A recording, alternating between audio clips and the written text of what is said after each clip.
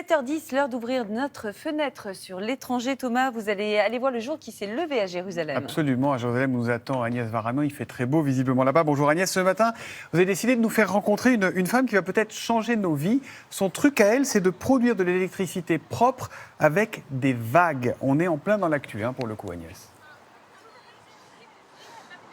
Ah oui Thomas, et ce n'est plus seulement une utopie, l'énergie par les vagues, ça fonctionne. La femme que je vais vous présenter est une femme d'affaires, elle ne s'est pas lancée là-dedans par hasard il y a 10 ans. Sa société est maintenant cotée en bourse, elle fournit déjà de l'électricité à Tel Aviv et puis en plus elle a une histoire extraordinaire. C'est une Israélienne née en Ukraine, je vous laisse la découvrir, c'est un reportage préparé avec Soufiane Yassine, Ovsep Nalbandian et Lucas de Villepin.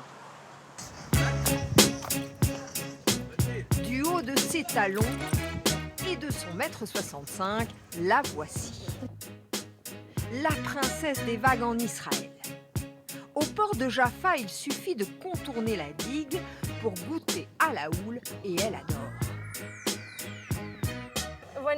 Les vagues ne sont pas très hautes aujourd'hui, 30 cm seulement.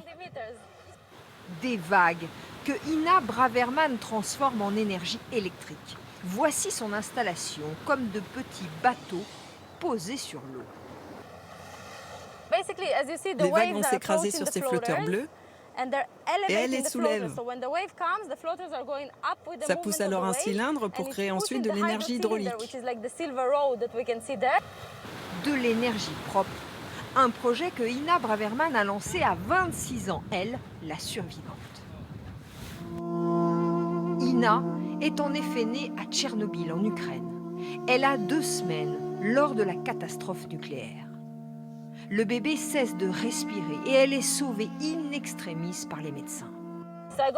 J'ai une seconde chance dans ma vie. J'étais bébé, je ne m'en souviens pas, mais toute ma famille me l'a toujours répété. Tu as failli mourir, ton histoire est unique. Et je me suis promise de faire quelque chose de bien avec ça. Innover pour la planète. Ina Braverman a breveté ses flotteurs. Ils se fixent directement sur les jetées ou les brise-lames.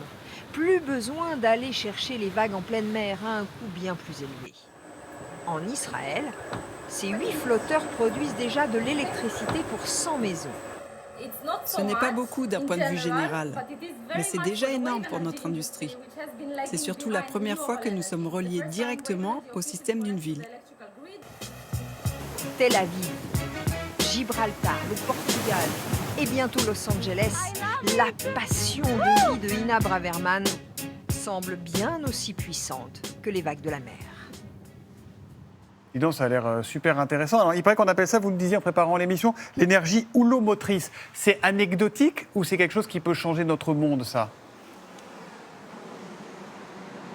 Ah oui, vous allez me dire, si c'était aussi simple, pourquoi on ne l'a pas déjà fait? Bon, d'abord, tous ceux qui ont... Ce n'est pas anecdotique, parce que tous ceux qui y sont allés pour l'instant sont allés offshore, c'est-à-dire à 5-6 km des côtes avec des problèmes compliqués. Il fallait des plongeurs pour amarrer les installations au fond de l'eau. Il y avait beaucoup trop de coûts, en fait.